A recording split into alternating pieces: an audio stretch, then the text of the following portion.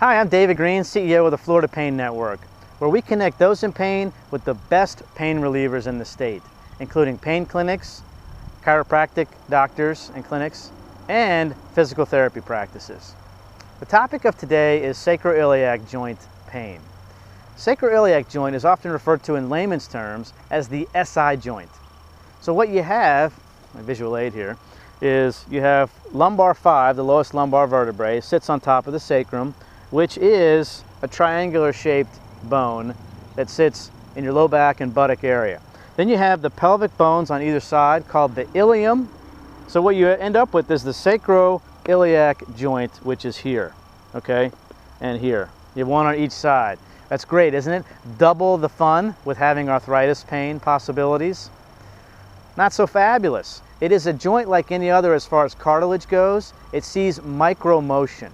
It's not a big joint movement such as the hip or the knee, all right? But nevertheless, it can be a big problem. And in the middle age to older age group, it can be very painful. Now, I define middle to older age as take your age and add 10 to 20 years. So it's a moving target, right? So let's talk about what to do about the pain. Normally it kind of goes up on a flare and then will go back down no matter what you do or don't do. But what happens if it goes up and it's not going away? Or if it's more pain than you're willing to tolerate on a daily basis when it happens?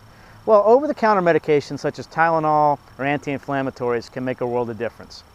And that would include naproxen, ibuprofen, Advil, and whatnot. Just be careful. Take it according to the manufacturer's dosing. Otherwise, you can have kidney or liver issues. All right? But what if that's not quite cutting it? Well, the next level of treatment would be chiropractic treatment, can help dramatically, or physical therapy, and maybe the two together. A lot of chiropractors do physical rehabilitation, which can sort of cover both bases. That can help a lot. A short term of narcotics can help as well, and I'm talking short term. This is not a good long-term narcotic situation. It would be much more detrimental than beneficial. If those are not quite cutting it, the next level of treatment would be what's called interventional pain management at a pain clinic in Florida. And what you end up having is under a real-time x-ray machine, and it needs to be a fluoroscopic machine because otherwise the chances of missing this joint are very high. That real-time x-ray can make the difference between the needle actually going in the joint or missing it and ending up somewhere off, above, below, somewhere it just isn't going to help you.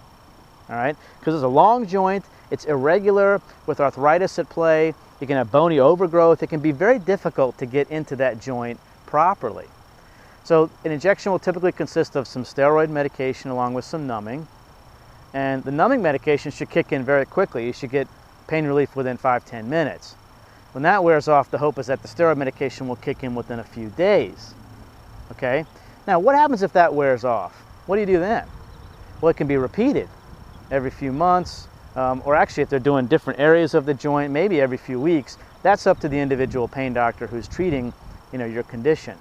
But at a certain point, there's now a procedure called a radio frequency ablation, which can make a huge difference in the pain relief felt and for the time period. There was a study done recently looking at radio frequency ablation for facet joints of the lumbar spine, and it showed the average pain relief was 472 days.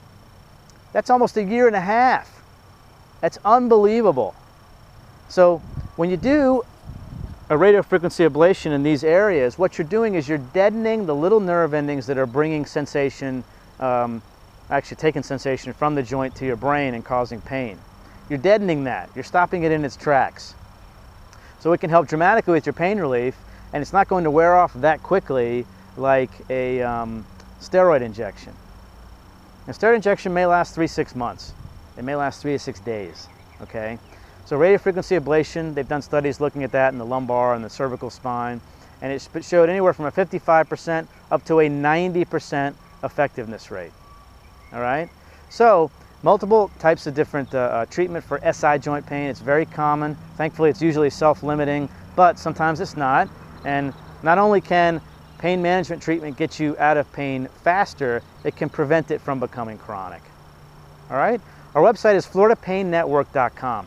Very active blog. The site is geographically targeted. You put in your city or zip code, it will show you the options closest to you for chiropractic or pain management, or just call us at the toll-free number on the site. We'll help you out. I'm David Greene, Florida Pain Network. Your pain stops here.